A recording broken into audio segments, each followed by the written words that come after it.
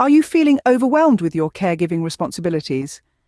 In the hustle and bustle of life, the mantle of caregiving can sometimes feel like an atlas stone.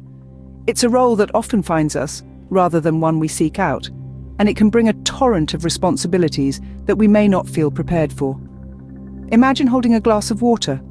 At first it's light, manageable, but as time passes, the weight remains the same, yet it feels heavier. This is the silent struggle of caregiving. The duties don't change, but their weight can grow over time, pushing down on your shoulders until it feels like you're carrying the weight of the world. Caregivers, whether they are family members or professionals, often find themselves juggling numerous roles. They're nurses, cooks, cleaners, therapists, all rolled into one. And while the act of taking care of someone can be a profound expression of love, it can also lead to stress and burnout, especially for a caregiver caring for a family member. This emotional toll is as real as any physical weight, and it's something that we need to acknowledge and address. Now, imagine that the same glass of water is shared between two hands, or even several pairs of hands. The weight doesn't change, but it becomes easier to hold, lighter. This is where the magic of effective communication steps in. It can be a lifeline that pulls us out from under the weight of caregiving responsibilities. So how can we communicate more effectively without causing guilt or demand? This is a question that many caregivers and their loved ones grapple with. The answer lies in the power of clear, open, and honest communication. It's about speaking our truth, but doing it in a way that fosters understanding and empathy rather than resentment or guilt. But how do we achieve this delicate balance? Let's start with the basics. One simple yet powerful tool is the use of I statements. Instead of saying, "You never help me," try saying, "I feel overwhelmed when I have to do everything on my own." This subtle shift in language allows us to express our feelings and needs without blaming or accusing the other person. Another important aspect of effective communication is active listening. This is more than just hearing the words that are spoken. It's about truly understanding the other person's perspective. To practice active listening, try to put yourself in their shoes. Reflect back what they're saying to ensure you've understood correctly, and ask clarifying questions if needed. Remember, it's okay to express your needs and ask for help. This doesn't mean you're weak or incapable. On the contrary, it shows strength and courage. And it can actually strengthen your relationship with your loved one. After all, they want to support you, just as you support them. And for those on the receiving end of these conversations, remember that it's okay to set boundaries. You're not responsible for meeting all of the other person's needs. It's okay to say no sometimes, and to take care of your own well-being too.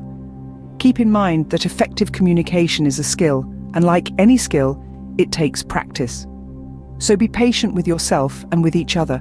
It's okay to make mistakes, as long as you're willing to learn and grow from them.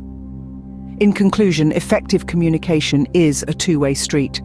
It's not just about what you say, but also how you listen. It's about expressing your needs and feelings in a respectful way and being open to understanding the other person's perspective.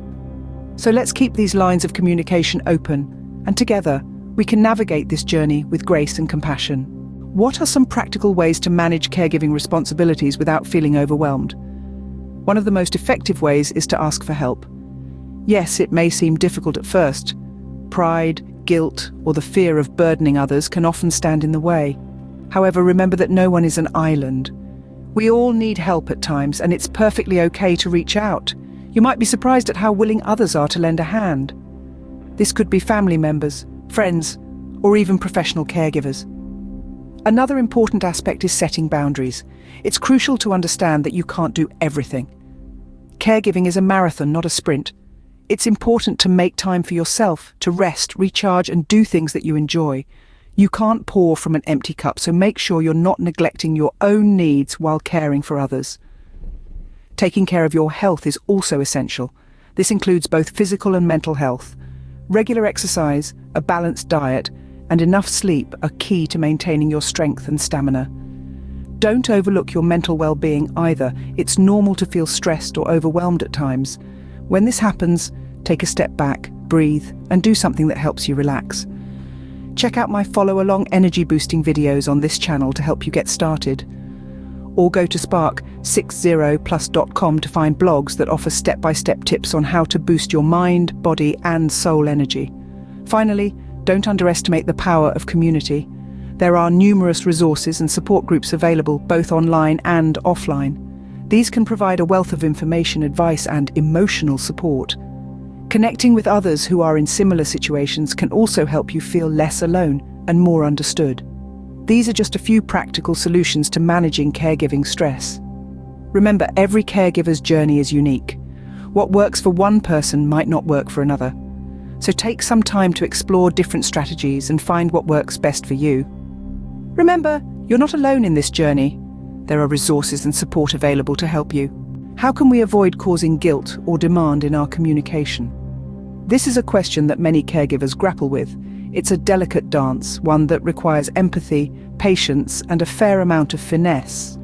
Firstly, expressing appreciation is a cornerstone of avoiding guilt and demand.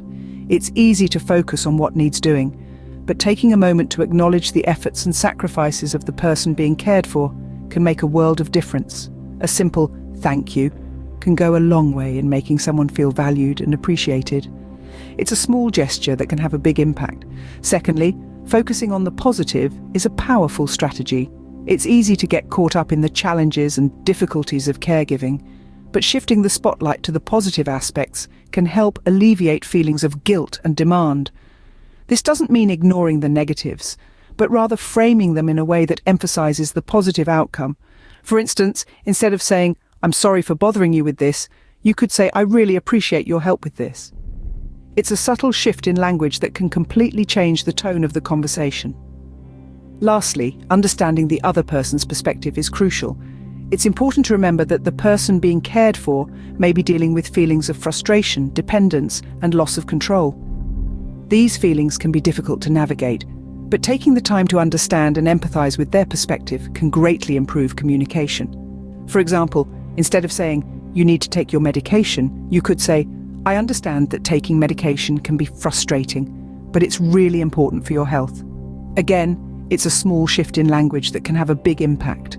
All in all, avoiding guilt and demand in caregiving communication is about empathy, appreciation, and positivity. It's about understanding the other person's perspective and adjusting our language and behavior accordingly.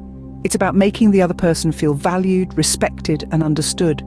By being mindful of our words and actions, we can create a more positive and supportive caregiving environment.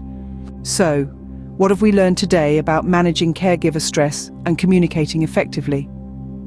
In our exploration of this poignant topic, we've covered a lot of ground. We began by acknowledging the weight of caregiving. It's a role that carries an enormous amount of responsibility and is often filled with emotional, physical, and mental challenges.